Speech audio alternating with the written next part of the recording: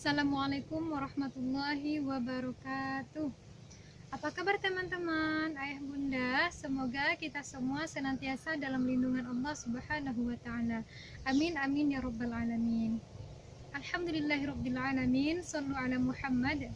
Bersyukur kita kepada Allah dan bersalawat kepada Nabi Muhammad sallallahu alaihi wasallam dengan mengucapkan lafaz Allahumma shalli ala Muhammad wa ala ali Muhammad.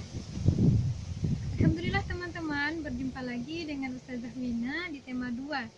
Nah teman-teman, Ustazah selalu mengingatkan agar teman-teman menjaga kesehatannya dengan menjaga kebersihan, makan makanan yang sehat lagi bergizi, dan yang terpenting di sini teman-teman jaga ibadahnya.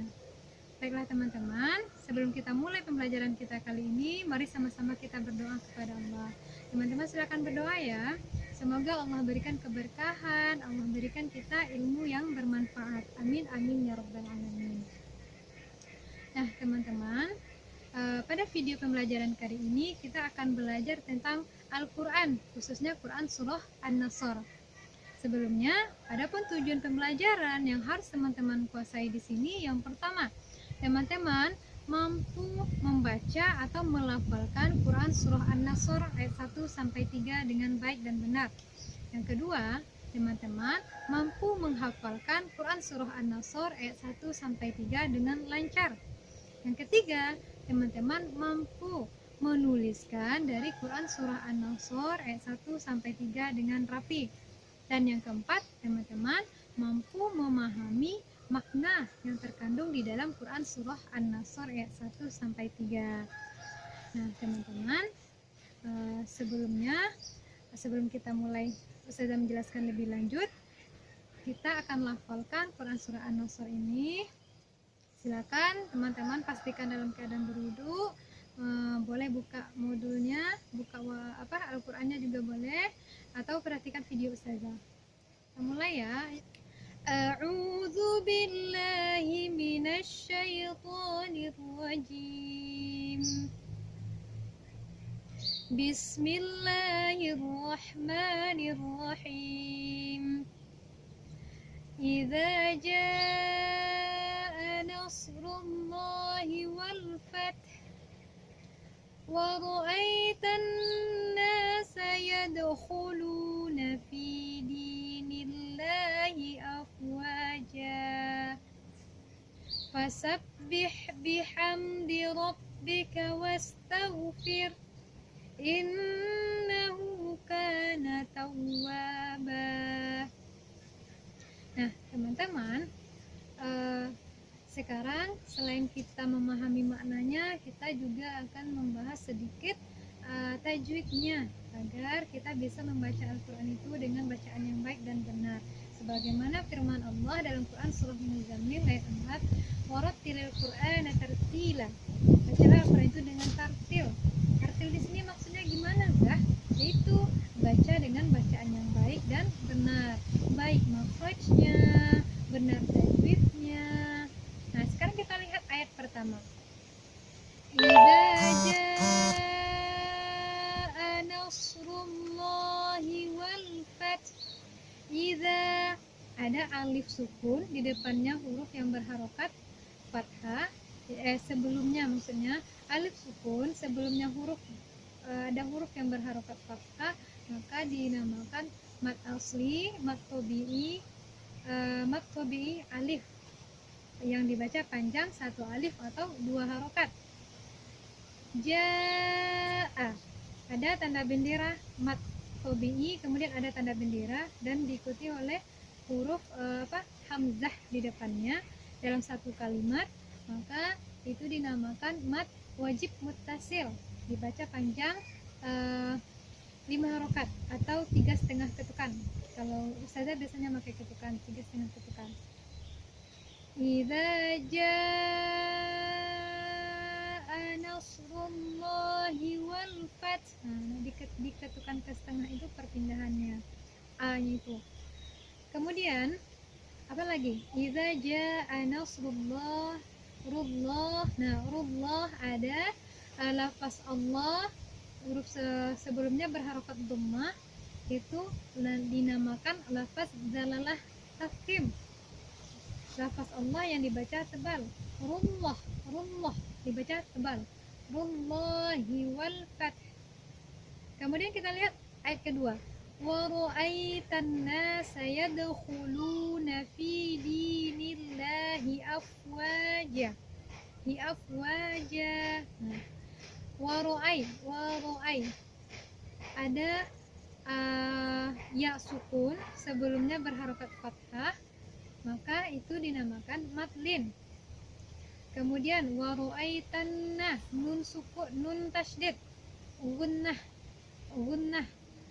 Kemudian ra'aitanna sayad, ada huruf dal sukun dinamakan qalqalah. Huruf qalqalah ada berapa teman-teman? Ada 5.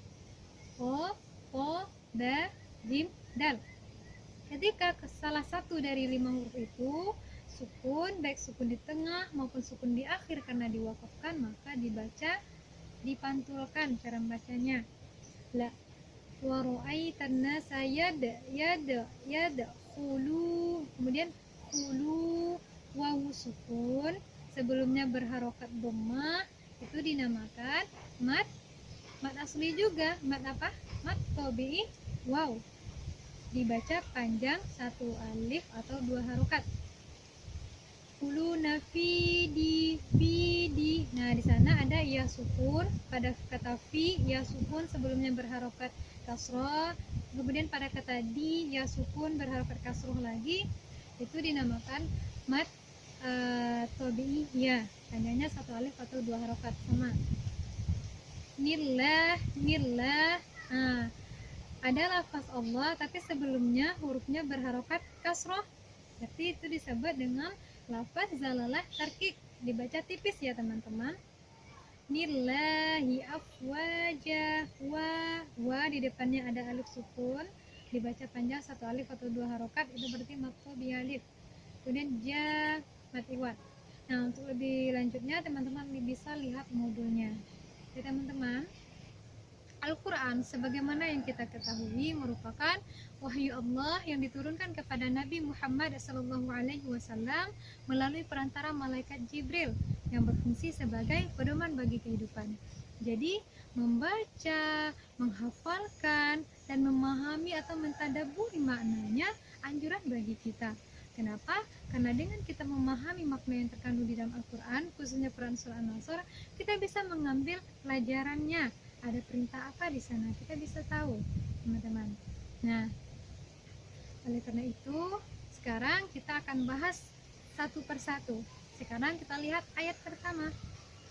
Idza jaa nasrullahi wal fath. Idza jaa, apabila telah datang nasrullah. Nah, jadi kata surah An-Nasr itu diambil dari ayat pertama dalam surat ini. Pada kata nasr artinya pertolongan. Nasrullah, pertolongan Allah. Wal fath, dan kemenangan. Apabila telah datang pertolongan Allah dan kemenangan. Jadi di dalam Quran Surah An-Nasr ayat pertama ini berisi tentang Allah memberikan kabar gembira dan berupa pertolongan dan kemenangan kepada Rasulullah SAW dengan pembebasan kota Mekah atau dikenal dengan Fatuh Mekah. Jadi turunnya Quran Surah An-Nasr ini berkenaan juga dengan peristiwa Fatuh Mekah. Nah, teman-teman. Kemudian kita lihat ayat kedua. Wa ra'aitan nasa yadkhuluna fi dinillahi afwaja. Wa ra'aita, dan kamu melihat, wa ra'aitan nasa yadkhuluna fi dinillahi afwaja, dan kamu melihat manusia masuk agama Allah dengan berbondong-bondong. Jadi setelah peristiwa Fatuh Mekah itu, baik itu bangsa Arab maupun penduduk Mekah itu berbondong-bondong masuk agama Islam, teman-teman. Setelah peristiwa Fatuh Mekah. Kemudian kita lihat ayat ketiga. Fasabbih bihamdi rabbika wastaghfir innahu kana tawwaba. Wasabbih, maka bertasbihlah, bihamdi rabbika, dengan memuji Tuhanmu. Wastaghfir, dan memohon ampunlah kepadanya. Innahu kana tawwaba, sesungguhnya dia maha penerima taubat. Nah, jadi di ayat ketiga ini Allah menjelaskan pada ayat ketiga ini bahwa setelah Allah datangnya pertolongan itu, maka kita dianjurkan untuk bertasbih, bertahmid, dan beristighfar, memohon ampunan. Jadi teman-teman, setelah turunnya ayat ini, Rasulullah SAW selalu bertasbih dengan mengucapkan subhanallah wa bihamdi, maha suci Allah dengan segala pujiannya. Astaghfirullah wa atubu ilaih, aku memohon kepada Allah, memohon ampunan kepada Allah, dan bertobat kepadanya. Jadi dalam Quran surah An-Nasr ayat ketiga ini, kita dianjurkan setelah Allah memberikan pertolongan atau setelah pertolongan itu datang pada kita, baik itu apakah bentuk kesuksesan kita atau keberhasilan kita dalam suatu pekerjaan, maka kita hendaklah membiasakan mengucapkan kalimat tasbih, subhanallah, maha suci Allah. Kemudian kita memohon ampunan kepada Allah, astaghfirullah. Karena terkadang teman-teman, kita merasa bahwa kesuksesan, keberhasilan itu semata-mata itu hasil jerih payah kita sendiri, padahal hakikatnya itu atas pertolongan Allah Subhanahu wa Ta'ala. Jadi teman-teman,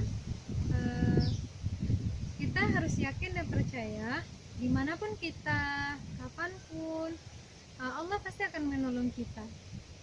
Dan kita yakin pertolongan itu datangnya dari Allah Subhanahu wa Ta'ala, walaupun nanti itu dibarengi dengan ikhtiar-ikhtiar kita nantinya. Nah teman-teman, apa kesan atau ibrah yang dapat kita ambil dari Quran surah An-Nasr ayat 1-3 ini? Yang pertama, kita percaya bahwa Allah Subhanahu wa Ta'ala pasti akan memberikan pertolongan kepada hamba yang dikehendakinya. Yang kedua, bagaimana cara kita meraih pertolongan Allah itu? Ya, dengan kita melaksanakan perintahnya dan menjauhi larangannya. Kemudian pertolongan yang diberikan oleh Allah Subhanahu wa Ta'ala harus dibarengi, harus diikuti dengan rasa syukur. Jadi harus bersyukur, karena kalau kita bersyukur maka Allah akan tambahkan nikmatnya bagi kita.